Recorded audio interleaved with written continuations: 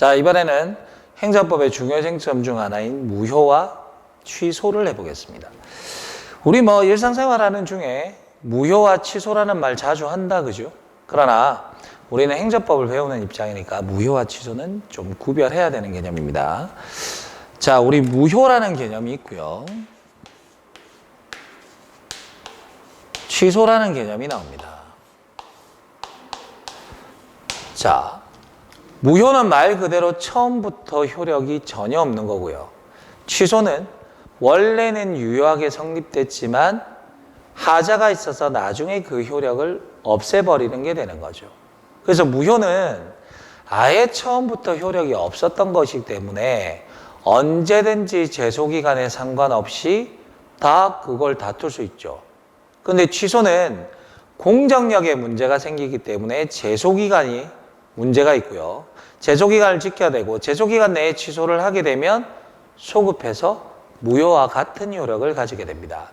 근데 이 무효와 취소, 방금 설명드린 대로 하면 아무래도 하자가 더 큰 것은 무효 쪽인데 이 두 가지를 구별하는 기준이 뭐냐면 중대 명백설입니다.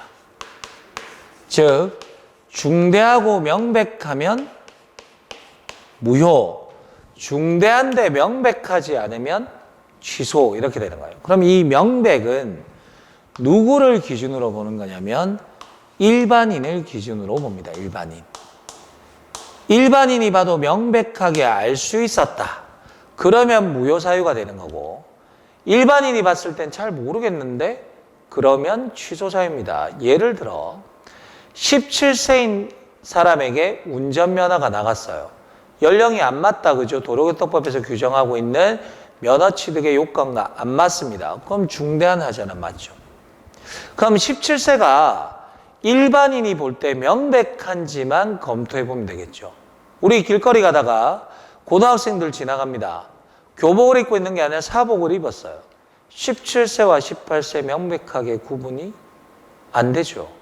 그래서 연령 미달자에 대한 운전면허 취득을 하겠던 그 처분은 취소 사유가 되는 거죠. 왜? 17, 18 완벽하게 구별 안 되잖아요. 또 이런 것도 해봅시다. 법률 규정이 잘못되어 있어요. 그런데 아직 위헌 판결이 안 났어요. 그러면 일반인들은 이 법률이 위헌이란 걸 알까 모를까요? 모르겠죠. 법률이 헌법의 규정을 위반했다는 거 중대한 하자는 맞습니다. 그러나 위헌 판결이 나기 전까지는 일반인들은 몰라요. 그때는 취소 사유죠. 그 법률을 적용한 그 처분은 취소 사유입니다. 그런데 헌법재판소에서 어떤 법률에 대한 위헌 판결이 떨어졌다고요. 이건 누구라도 알 수 있게 명백하게 법률이 헌법에 맞지 않다는 걸 확인해 준 거고 당연히 이 법률은 어떤 행정청도 어떤 국민도 적용하는 건 안 된다는 이야기니까 위헌 판결 나기 전에 그 법률을 통한 처분은 취소 사유, 위헌 판결 난 규정을 적용한 처분은 무효 사유 이렇게 되는 거라고요. 됐죠? 자, 무효는 원래부터 효력이 없기 때문에 보호할 게 전혀 없습니다. 그래서 아까 설명드린 대로 제소기간도 제한이 없는 거고요. 취소는 보호해야 될 공정력 부분이 있기 때문에 제소기간의 제한이 있게 됩니다. 사정판결, 사정재결도 마찬가지죠. 무효에 대해서는 사정판결과 사정재결을 할 수가 없습니다. 다음 시간에 설명하겠지만 사정판결이나 사정재결은 공익적 목적 때문에 무언가를 보호하기 위해서 내리는 판결인데 무효는 보호해야 될 게 아무것도 없는 백지 상태입니다. 그러니까 사정재결이나 사정판단은 보호할 게 있어야 되는데 보호할 게 없으니까 무효에 대해서는 사정판결이나 사정재결이 안 되는 것이고요. 취소는 일단 유효하게 성립하기 때문에 그 유효 부분을 보호하기 위해서 사정판결이나 사정재결은 가능해지게 되는 거죠. 이런 차이들을 아신 상태에서 우리는 지문을 통해서 다시 한번 정리해 보겠습니다. 무효와 취소의 지문 문제 한번 봅시다. 자, 행정행위의 무효와 취소의 구별에 관한 설명 중 옳지 않은 것은 그랬죠. 뭘로 구별한다? 중대, 명백설이라고 이야기했죠. 다시 한번 중대하기만 하면 취소사유, 중대하고 명백하면 무효사유가 된다라고 이야기했습니다. 첫 번째, 무효인 행정행위, 당연히 제소기간의 제한을 받지 않죠. 무효는 보호해야 될 게 없기 때문에 10년이 지나건 100년이 지나건 그거 무효로 만들 수 있습니다. 그러나 취소할 수 있는 행정행위는 기본적으로 뭐가 있다? 공정력이란 게 생긴다고요. 유효인 부분이 생기니까 이걸 믿고서 새로운 법률관계를 맺은 사람들의 법적 안정성 보호해야 됩니다. 그게 유효구나라고 믿고 법률관계를 맺었는데 10년 지나서 갑자기 그 효력을 없앤다? 새롭게 만들어진 법률관계 완성도가 다 깨지게 됩니다. 법적 안정성이 깨진다는 이야기죠. 그래서 취소에 대해서는 제소기간 제한을 받는다. 둘이 위치가 바꿔서 나왔기 때문에 1번 지문은 틀린 지문이 되겠죠. 그리고 정답이 됩니다. 두 번째, 행정쟁송의 방식에 있어 무효인 행정행위는 무효 확인 소송으로 당연히 할 수 있어요. 이거 무효 아니에요? 라고 물어볼 수 있죠. 그런데 이럴 수도 있습니다. 국민이 이거 취소 아니에요? 라고 법원에 물어보는 거죠.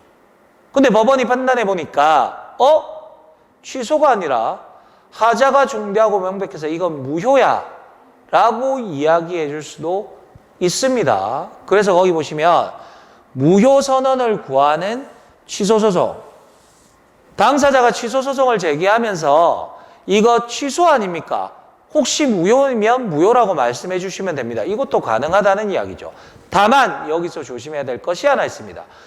소송의 형태가 취소소송이고 그 결론은 무효라고 나온 거기 때문에 소송을 제기하는 입장에서 취소소송의 요건은 갖춰야 됩니다. 취소소송의 요건조차 갖추고 있지 않다면 법원은 각하 판결 내리는 거. 취소소송의 요건은 다 갖추고, 즉 요건을 갖춘다는 말은 제소기간도 지켜야 돼요. 왜? 형식이 취소소송이기 때문에 취소소송에 필요한 요건과 제소기간은 다 갖춰야 됩니다. 그리고 나서 이거 취소 아닌가요? 라고 물어봤더니 법원이 우리가 검토해보니까 야 이건 무효다 라고 이야기하는 거죠. 나한테 더 오히려 좋아진 결과지만 나는 기본적인 취소소송의 요건은 다 갖추고 있어야 됩니다. 이해되시죠? 3번 질문 갑시다. 자, 일정한 행정 목적을 달성하기 위해서 2개 이상의 행위가 연속적으로 행해지는 경우에 하자의 승계 문제입니다. 이건 우리 앞쪽에 꼭지점 특강할 때 이야기했습니다. 선행행위가 무효다. 후행행위 100% 승계라고요. 논의할 필요도 없다. 말할 필요도 없다. 무조건 승계이기 때문에 논의의 실익이 없다 그랬어요. 취소할 수 있는 행정행위는 동일성이 인정되는 경우에만 하자의 승계가 인정되기 때문에 논의의 실익이 있지만 무효입니다. 선행행위가 무효라고요. 그러면 100% 모두 후행행위의 하자 승계가 인정되는 거기 때문에 논의의 실익도 없다라고 앞쪽 우리 꼭지점 특강할 때 자세하게 설명했던 부분이다. 그죠?